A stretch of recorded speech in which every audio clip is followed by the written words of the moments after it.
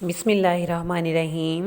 السلام علیکم اسٹوڈینٹس، کیسے ہیں آپ؟ میں امید کرتی ہوں کہ آپ خیریت سے ہوں گے اور لیکچرز ہیں ان کو اچھی طرح سے ساتھ ساتھ لرن کر رہے ہوں گے۔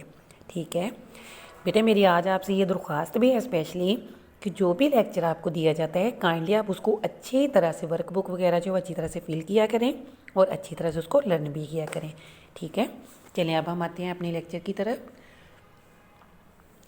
بیٹے آج ہم پڑھیں گے سبق نمبر 8، حضرت عثمان غنی رضی اللہ تعالیٰ عنہ کی سخاوت۔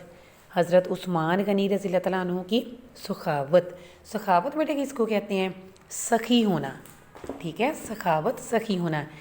بیٹے یہ ہے ہمارا سبق نمبر 8، لیکچر نمبر 6، حضرت عثمان غنی رضی اللہ تعالیٰ عنہ کی سخاوت۔ سخاوت کو انڈرلائن کر لیں، سخاوت کا معنی ہے سخی۔ ٹھیک ہے بیٹا، یہ جو املا کے الفاظ ہیں یہ میں نے سارے انڈرلائن کیے ہوئے ہیں اور آپ نے بھی ان کو ساتھ ساتھ ہی انڈرلائن کرتے جانا ہے۔ ٹھیک ہے، حضرت عثمان غنی رضی اللہ تعالیٰ عنہ ہجرت سے 47 برس، برس کو انڈرلائن کریں، برس قبل، بیٹے قبل کہتے ہیں پہلے کو، 47 برس قبل، 47 سال پہلے مکے میں پیدا ہوئے۔ آپ رضی اللہ تعالیٰ عنہ کا نام عثمان، والد کا نام عفان اور والدہ کا نام عروہ تھا۔ قریش کا مشہور عہدہ عقاب یعنی فوجی نشان آپ رضی اللہ تعالیٰ عنہ کے خاندان کو رکھنے کی عزت حاصل تھی۔ یوں عزت اور بزرگی میں کوئی اور خاندان آپ رضی اللہ تعالیٰ عنہ کے خاندان کا مقابلہ نہ کر سکتا تھا۔ حضرت عثمان رضی اللہ تعالیٰ عنہ مسلمانوں کے تیسرے خلفائے راشد تھے۔ شرم و حیا، رحم دلی اور سخاوت آپ رضی اللہ تعالیٰ عنہ کی خاص خوبیاں تھیں۔ اللہ تعالیٰ نے آپ رضی اللہ تعالیٰ عنہ کو بڑا نرم دل عطا کیا تھا، کسی کی تکلیف برداشت نہ کر سکتے تھے، روپیہ پیسہ بہت تھا، لاکھوں کی مالیت کا تجارتی کاروبار کرتے تھے۔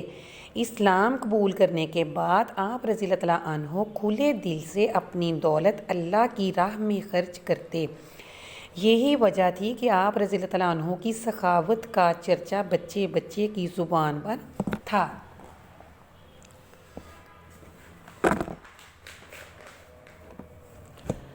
حضرت عثمان رضی اللہ تعالیٰ عنہ یتیموں، بیواؤں اور اپنے غریب رشتہ داروں کی دل کھول کر مدد کیا کرتے تھے۔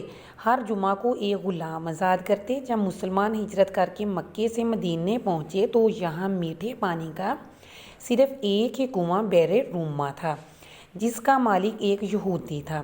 اس نے کنویں کے پانی کو اپنی آمدنی کا ذریعہ بنا رکھا تھا۔ حضرت عثمان غنی رضی اللہ تعالیٰ عنہ نے یہ کنواں 20,000 درہم میں خرید کر مسلمانوں کے لیے وقف کر دیا۔ مدینے میں رفتہ رفتہ مسلمانوں کی تعداد بڑھنے لگی تو مسجد نبوی صلی اللہ علیہ وآلہ وسلم میں جگہ کم پڑ گئی۔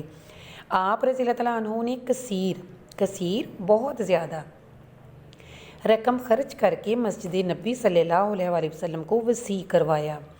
حضرت عثمان غنی رضی اللہ تعالیٰ عنہ کی سخاوت کا سب سے بڑا کارنامہ یہ ہے کہ غزوہ تبوک کے موقع پر آپ رضی اللہ تعالیٰ عنہ نے 10,000 فوجیوں کے اخراجات اپنی جیب سے ادا کیے۔ اس کے علاوہ 1,000 اونٹ، 70 گھوڑے اور 1,000 دینار نقد دیے۔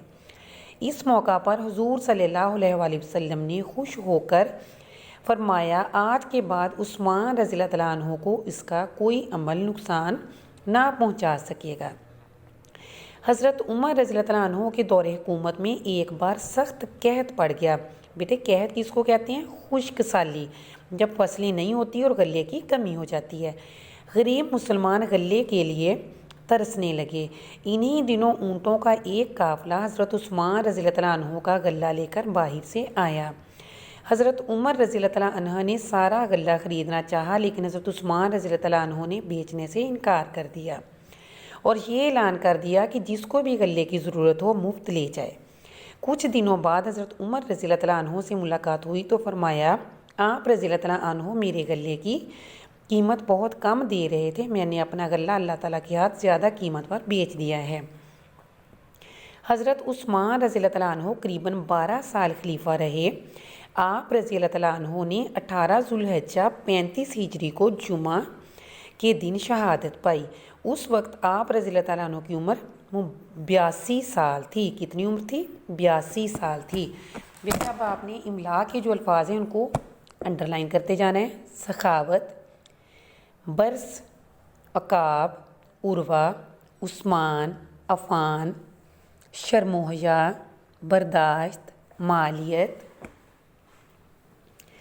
یتیموں، بیواؤں، بیر رومہ، ذریعہ، رفتہ رفتہ، کثیر رقم، غزوہ تبوک، فوجیوں، قحط، قافلہ، مفت، ملاقات، شہادت اور 82۔